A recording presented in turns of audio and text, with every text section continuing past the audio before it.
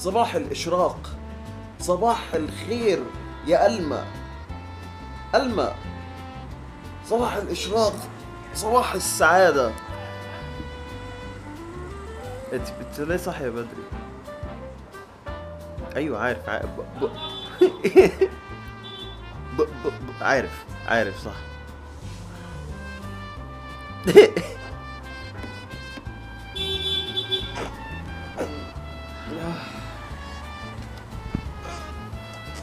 اوكي لا ستوب. اهلا. انتوا دلوقتي بتسألوا ايه اللي بيحصل؟ في شيء غريب، في حاجة غير متوقعة بتحصل قدامكم. مش معنى ان انا عايش لوحدي ان انا مش هرتب السرير برضه، عشان انا بحب المكان اللي انا عايش فيه يكون حلو. انا جاي النهاردة اقول لكم ان احنا عندنا حدوتة في منتهى البساطة. هي حدوتة انسان اسمه مد عايش مع السمكة بتاعته ألمى. هو بيحب السمكة بتاعته بشكل غريب. يكون يوم مليان بالاشراق والحيويه والجمال. ازيك يا طنط خالته؟ يوم في منتهى الجمال. يلا بينا نبدا. خليني اشغل حاجه. ماشي ده اوكي ماشي. اديني هنا. ايوه يا ألمى. في بقى حاجة بتميز مد عن كل إنسان تاني عايش على الأرض. قادرين تشوفوها؟ مد ما عندوش تليفون، بل هو غير قادر عن رؤية الموبايلات بكل أشكالها وأنواعها. علشان كده هو في تساؤل دائم جوه دماغه، هو الناس ليه بص على ايديها؟ انت بتشوف الناس كده، هو بيشوفهم كده. تفهماني وعارفه ان انا بحب اخطط اليوم من اوله، فانا عاوز اختار الفيلم اللي هنتفرج عليه النهارده بالليل. الثأر جون ترافولتا. عايز منه ده، عارفاه؟ ممكن ابقى اجيب منه. انا لسه ما فوتش. انا المفروض اقوم اخد لي دش. تيجي معايا اخد دش؟ لا، خايفه تتدلي. وهي دي القصة اللي هنحكيها النهاردة. إنه يوم جديد، كل واحد في العالم في المكان اللي المفروض يكون فيه، وصاحبنا مد بطل القصة قريب جدا هو كمان هيبقى في المكان اللي المفروض يكون فيه.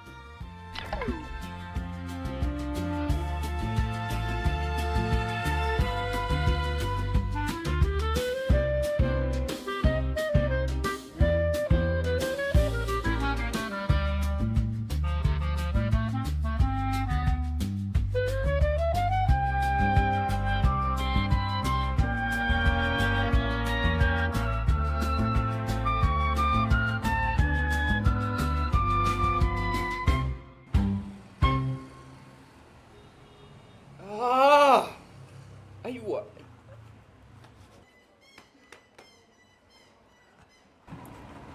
تعرفي يا ألمى ايه مشكلتك؟ مشكلتك يا ألمى ان انت عمرك ما جربتي الفطار بتاعي. بجد هي دي كل مشكلتك. انا بعمل اكل حلو قوي قوي.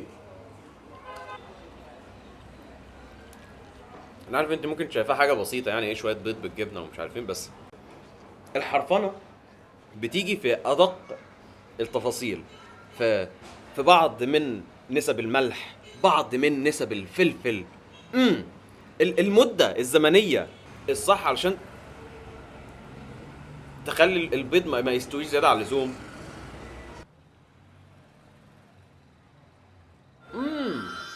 بقاله تقريبا 10 سنين عايش لوحده. انت دلوقتي بتسأل طيب هو بيشتغل ايه؟ بيشتغل بإيده، حرفي يعني، ولكن معظم شغله ليه دعوة بالإيبوكسي ريزن، بيعمل حاجات وبيبيعها. مد، ممكن تقول لنا ايه هو الإيبوكسي ريزن؟ اهلا. عايز النهارده اعلمكم عن الايبوكسي ريزن. الإيبوكسي هو سائل متكون من جزئين، الجزء ألف الأزرق والجزء باء الأحمر. لما تجمعهم مع بعض الجزيئات بتاعت السوائل بتتماسك مع بعض فبتكون صلب، وبكده انت تقدر تاخد اي حاجة انت بتحبها وتحطها جوه الايبوكسي وهو لسه سائل، وبعد كده هتتحول لشيء صلب الى الابد. يعني من الاخر شغال عواطلي. بس اخر الشهر ده في سوق هيتعمل في الزمالك، سوق الهاند ميد، سوق مخصص للناس اللي بتعمل حاجات بايديهم. فلو مد قدر يدخل جوه السوق ده هيبيع كل الشغل اللي موجود عنده. بس يا ترى مين هو الشخص اللي مد لازم يتكلم معاه علشان يقدر ياخد له بوث في السوق ده؟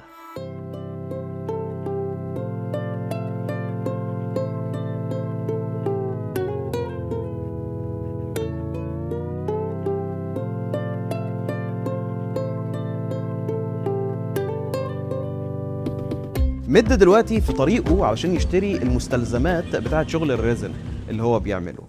بالمناسبة مد ما عندوش موقع على النت، ما عندوش صفحة انستجرام، اكونت انستجرام، ما يعرفش يعني ايه انستجرام اساسا. معظم الفلوس اللي هو بيعملها من بيع شوية حاجات للجيران بتوعه على شوية حاجات في كافيهات صغيرة. ساعات الكافيهات بتحتاج شغل ريزن مخصص كده، وبالنسبة لمد ده كفاية، بل ده اكتر من كفاية.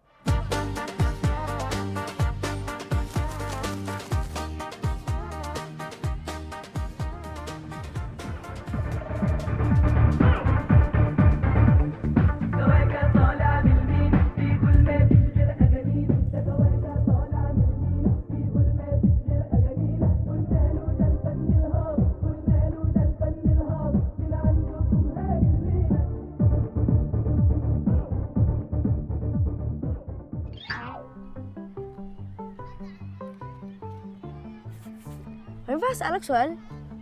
لا. مو العيل الصغير ده هو صديق مد البشري الوحيد. حوالي 30 سنه. انت ليه بتسال الموضوع؟ ليه جايب سيره حاجه زي كده دلوقتي؟ مش فاهم يعني. ما اللي عندي كام سنه معرفش بصراحه، بس يعني انت حتى لحد دلوقتي ما عندكش عيال ولا حتى متجوز؟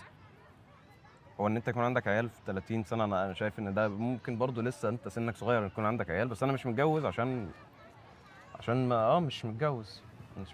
تفتكر لو كان ممكن امي تظبطني بجوازه صالونات؟ مش عارف. يا عم ما تقلبش عليا مواجع بقى. صح. اسف.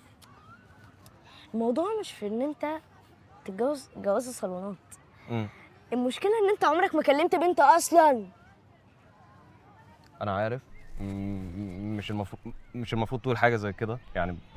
انت ما استفدتش حاجه بان انت قلت حاجه زي كده. بس انا ما بعرفش اكلم بنات. انا ما بحبش البنات ولا بحب الرجاله. مش ولا بحب ان انا اتكلم مع اي حد اصلا. الموضوع مش كده، انت مش فاهمني. انت انا قصدي ان اي حد ما بعرفش اتعامل معاه.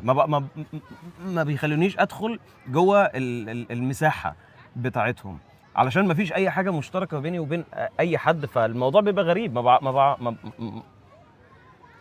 ايوه بس انا برضو يعني مستغرب، انت عندك 30 سنه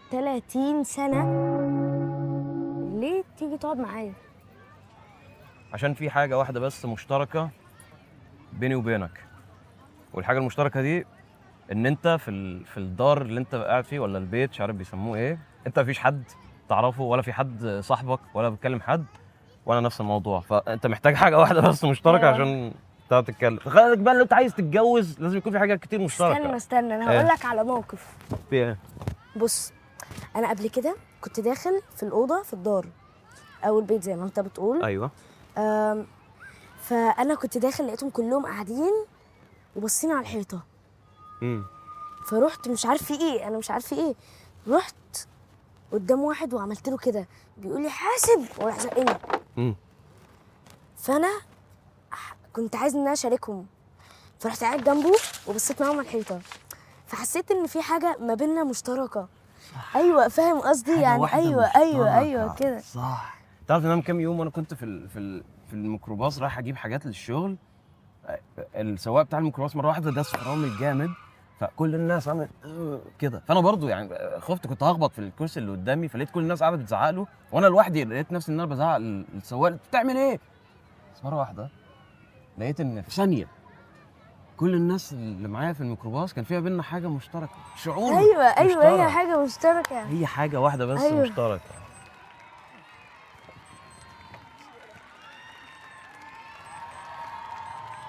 انت هتعمل ايه بكره؟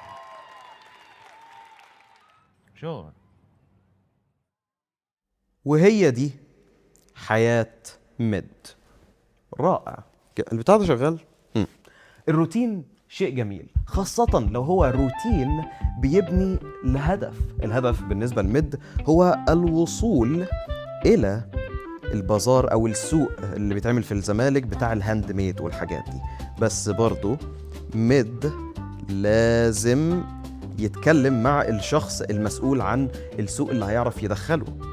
فالحد لما نوصل لهذا الشخص خلينا نشوف ايه اللي هيحصل لو اخدنا الروتين المثالي بتاع ميد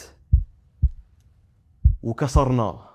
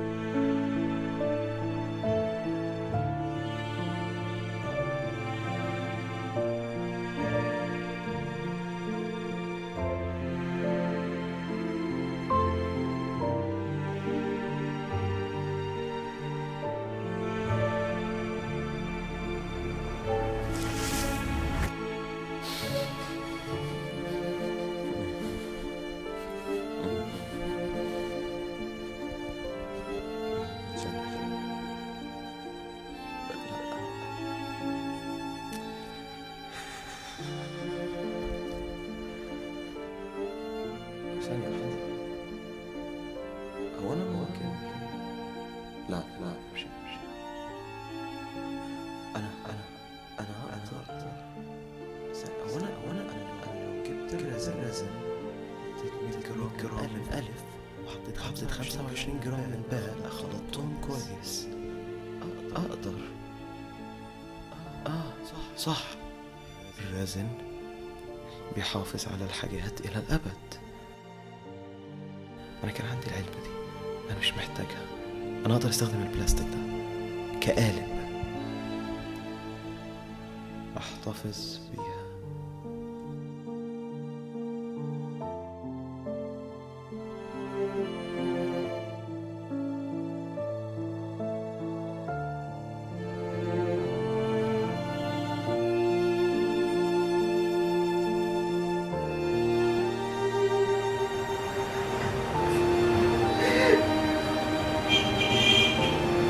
لو محتاج تأمين على العربية بتاعتك روح لشركة اي فيكس ات فور يو، أفضل شركة تأمين في الشرق الأوسط وشمال أفريقيا.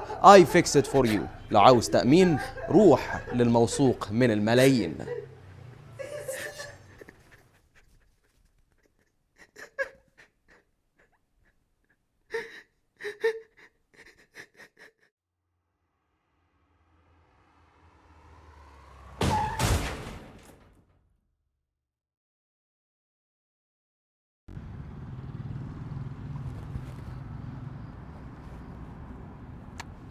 يا عم ما تزعلش، انت كده كده كنت عارف يعني اصلا السمك اخره 15 سنه، ده بالكتير قوي كمان. فك يا عم.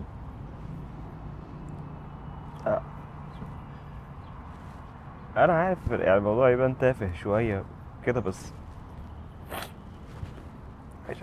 حسيت بعشره كده، فاهم؟ يعني كائن صغنون كل حاجه، بس كان عيله بالنسبه لي.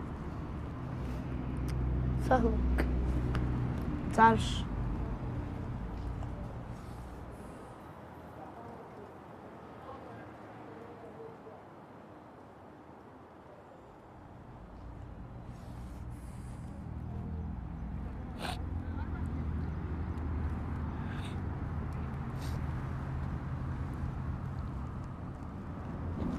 امسك.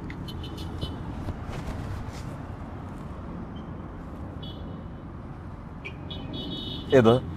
ده كام؟ اعمل بيه ايه؟ جبته منين؟ ده كنا في الدار او البيت زي ما بتقول. فكان في مسابقة، فانت عارف ان انا بحاول اتعامل مع الناس اللي هناك، فدخلت المسابقة اشتركت فيها وكسبت فخدت الكاب. خلاص كاب بتاعك خد. لا لا يا عم، هو شكله احلى عليك. شكرا. فك بقى. كان عندي واحد زيه على فكره وانا صغير، يعني حاجه قريبه من كده انا فاكر. حلو. البن الفاجر للشاب الفاشل. شكرا. انت معلقة صح؟ هذا العمل برعاية بن برو قهوة، يعني برو. حلوه الحته دي يا صاحبي. ماركة دي بقول لك ايه، راح فين؟ الوقت اتأخر. طب حلوه الحته دي يا صاحبي. الماركه دي راح فين؟ الوقت اتأخر. بقول لك ايه، على فكرة الحتة دي مهمة جدا، ها خلي بالكم، ركزوا الحتة دي مهمة جدا. هتقع فيها تأجرها. طب تنط فيها يا صاحبي. صاحبي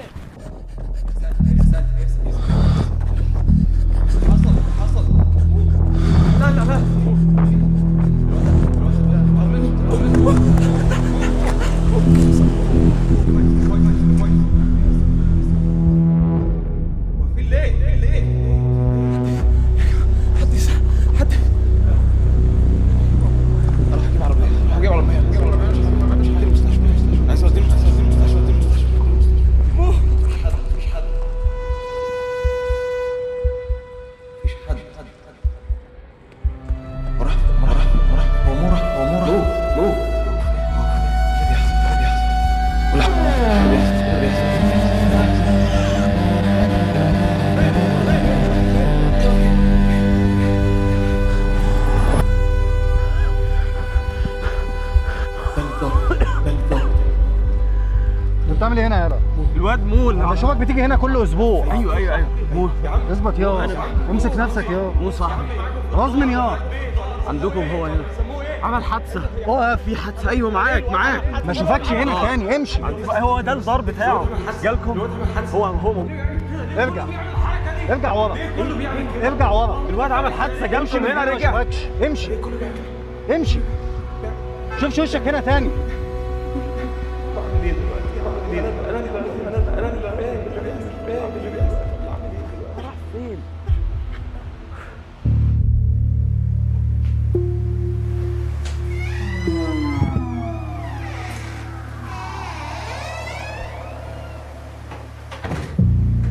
لا ان شاء الله خير، ان شاء الله كله تمام. هتلاقي الناس اللي كانوا واقفين دول اخدوه في الاخر ودوه المستشفى. صح هم اخدوه المستشفى، كله تمام ان شاء الله. مش في حاجه غلط. انا ما اكلتش النهارده خالص، عايز اكلش حاجه اشرب حاجه، حاسس ان انا دايخ.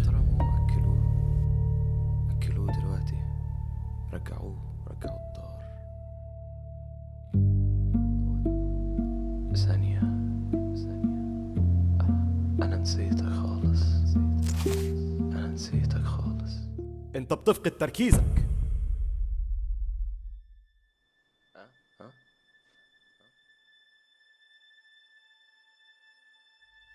يا ممان بتدور على ايه؟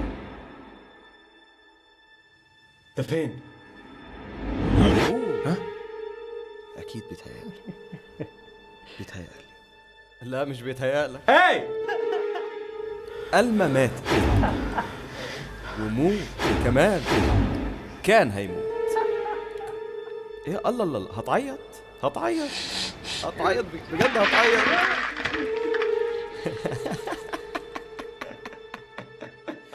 اللي زيك ما ينفعش يعيط، انت بس تضحك. اضحك على خيبتك. حياتك مملة، نفس اليوم هو بيتكرر. كان لازم يعني ياخد منك السمكة عشان تحس. مش هينفع نفضل قاعدين هنا كتير. يلا علشان نروح الفصل التالت. عايزين أحداث. جمع نفسك يلا. الناس اللي بيتفرجوا هيقولوا عليك ايه دلوقتي؟ ناس مين؟ ناس مين؟ الناس اللي بيتفرجوا هيقولوا عليك ايه؟ الناس اللي اتجننت يعني؟ هيقولوا عليك ايه؟ لا انا ما اتجننتش، انا عارف ان انا ما اتجننتش. يا عمي ما اتجننتش، بس انا محتاجك يعني تنسى مو شويه وتركز معايا. صاحبي مو صح. ايوه انسى كل حاجه، بس افتكر البازار، السوق بتاع الزمالك. ده هو الشيء اللي بيحرك الاحداث، مش السمكه ولا مو. اخر الشهر وصل، هتعمل ايه؟ انا جاهز كل حاجه. جاهز حاجاتك. تعال انت كمان. ثانيه دي لازم ايوه أخدها. هدي كمان دي يلا. بصراحة. ممكن اوري الناس ازاي يعملوا الشغل بتاعهم. ممكن اللي انت عاوزه بس اتحرك. هعرفهم ازاي يعملوه.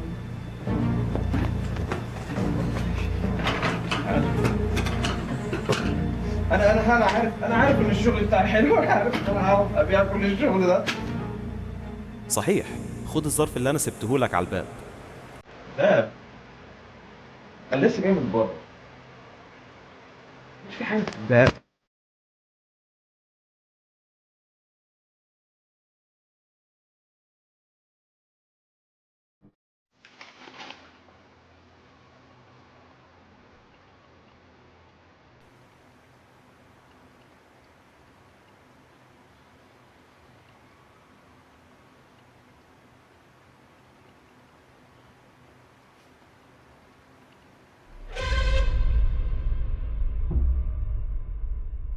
وفي اليوم اللي بعده، بعد ما مد جمع كل حاجة موجودة عنده، قرر ان هو يروح للشخص اللي هيقدر يديله مكان في الزمالك علشان يبيع الشغل بتاعه.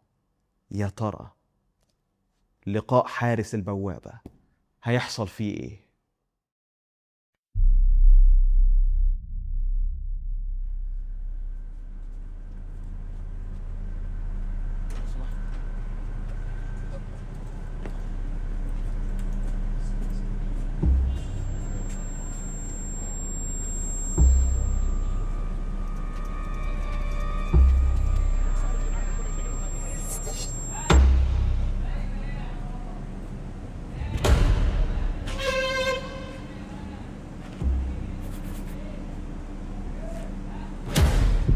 اهلا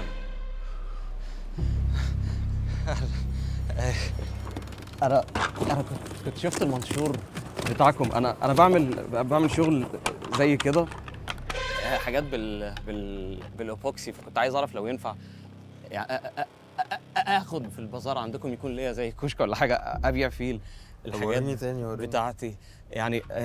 الايبوكسي الفكره فيه ان اي حاجه في دماغك انا اقدر اعملها. بصراحة أنت شخصية تحفة، أنا معجب أوي بشغلك. شكرا. أنت ما قلتلناش قبل كده ليه؟ اول لما شفت المنشور بتاعكم الراجل ده مش كويس، ما تسمعش كلامه.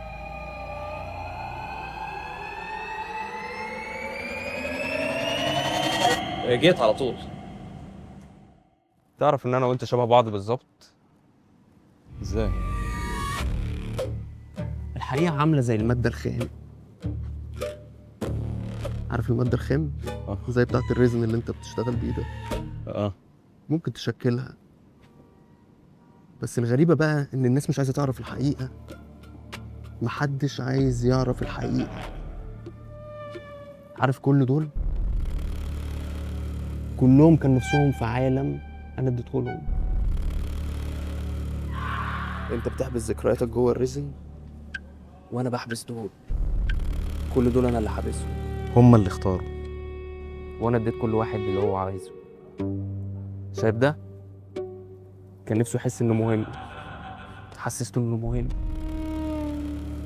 شايف الست الغلبانه اللي هناك دي؟ كان نفسها يعني ترجع وتحس انها مع اهلها، مع الناس اللي فقدتهم. رجعتها. انا مش عايزك تقلق، انا مش هديك العالم اللي انت عايزه بس، انا هديك اكتر من كده بكتير. انا هديك العالم بحاله، هيبقى بين ايدك.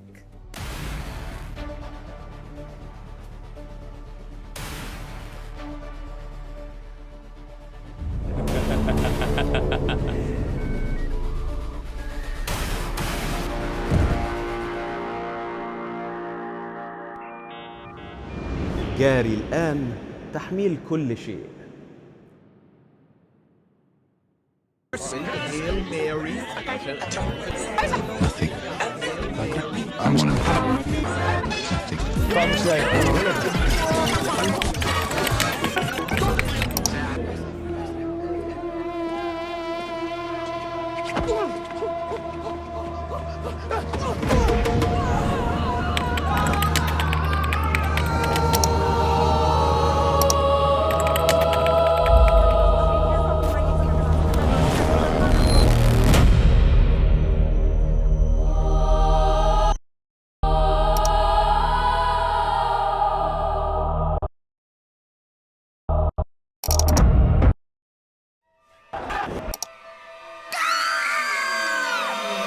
وبوم، مد يتحول ويبقى واحد مننا.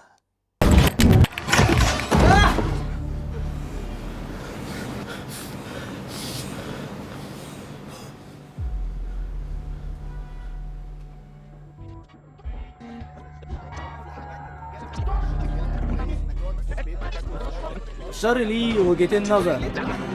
نظري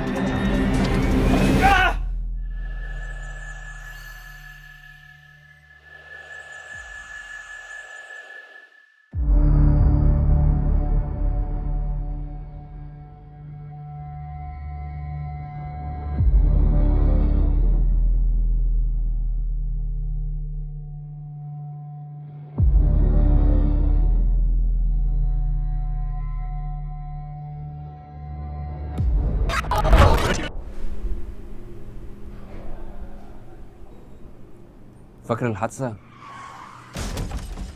15 سنة لما دماغك بقت مختلفة عن كل الناس. مش فاكر ها؟ أنا عندي الناس في الطوارئ بعتبرها حالات، إنما أنت تجربة بالنسبة لي. لما شلت فكرة الموبايل من دماغك وفصلتك عن العالم. موبايل؟ أيوه موبايل ونت والإنترنت كله بتاعي. أنا من كتر ما كتبت في برومبت أخدت خبرة، بقيت أنا اللي بكتبها. لحظة الوضوح دي مقدمة لكم من تطبيق اوردر هات، أفضل تطبيق ديليفري في العالم. تقدر دلوقتي تجرب البريميوم 7 أيام مجانا. اوردر هات علشان الخروج بره صعب.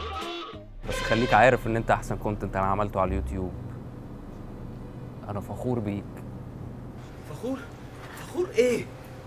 برومت ايه؟ انترنت ايه؟ شيل كل اللي انت حطيته. شيل كل اللي انت حطيته. مالك بس؟ حاجة انت حاططها في دماغي. مالك بس؟ انا ما كنتش هنا من شوية. شيل مالك بس؟ شيل انا مش عايز. اهدى بس، اهدى. انا ما كنتش هنا من شوية. اهدى بس، ما كنتش هنا من شوية. اهدى بس. انت عملت ايه؟ عملت ايه؟ انا مش عايز ده، مش عايز كل حاجة. شيل كل حاجة حطيتها. انت حطيت حاجات في دماغهم. مش عايز العالم ده، مش عايز العالم ده. انت حاطط حاجات في دماغهم. ما حطيتش حاجة. انت حاطط حاجة هنا. حاجات في دماغي. انت حطيت حاجات في دماغي. ما حطيتش حاجة. حطيت حاجات في دماغي. شيلها انا مش عايز. انت بتشيل كل اللي انت حطيته. ما حطيتش حاجة أنا. انت حطيت حاجات فين؟ كان شكله مختلف. كان ليه احساس عامل مختلف. ازاي؟ فكرني. بس عمال تاخد. لا انا مش عايز. انت رايح فين بس؟ عايز. تعالى. انا مش عايز. مش عايز كل ده، مش عايز كل ده، شيل كل حاجه حطيتها، رجع كل حاجه، شيل كل حاجه، مش عايز كل ده. بس بتاخد بس بتاخد بس بتاخد. انا ما كنتش هنا من شويه، انا ما كنتش هنا. مش عايز مش عايز مش عايز.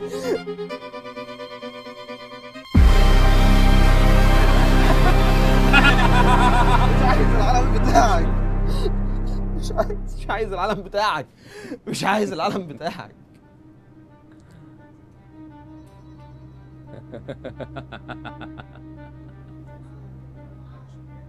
هسألك سؤال، لو قدرت ترجع كل اللي خسرته وتاخد فوقيه كمان،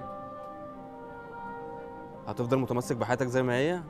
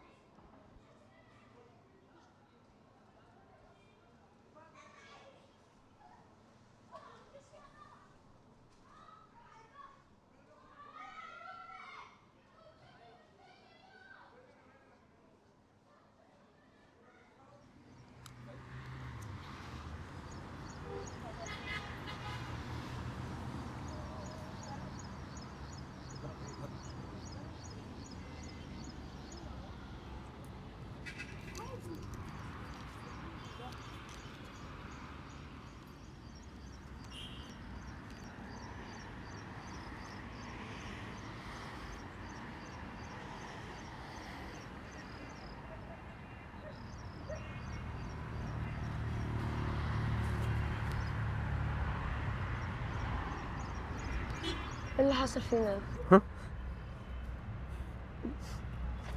استنى بص، جالي 40 متابع، حطيت الشغل بتاعي وجالي ناس. انت حتى ما كانش عندك واحد مدهش؟ كان عندي واحد.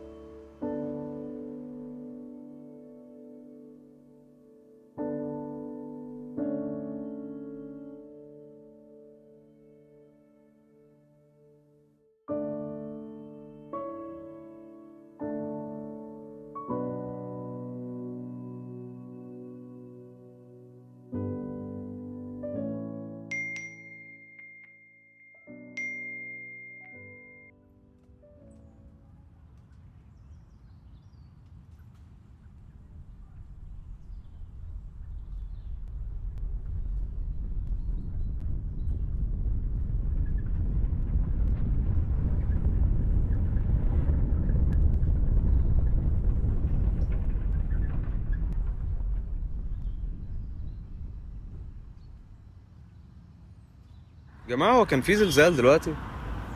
أنا حسيت بزلزال. هو في حد تاني حس بزلزال ولا أنا بس اللي بيتهيألي؟ يعني انا اول مره في حياتي احس بزلزال، فهو ده بقى الزلزال.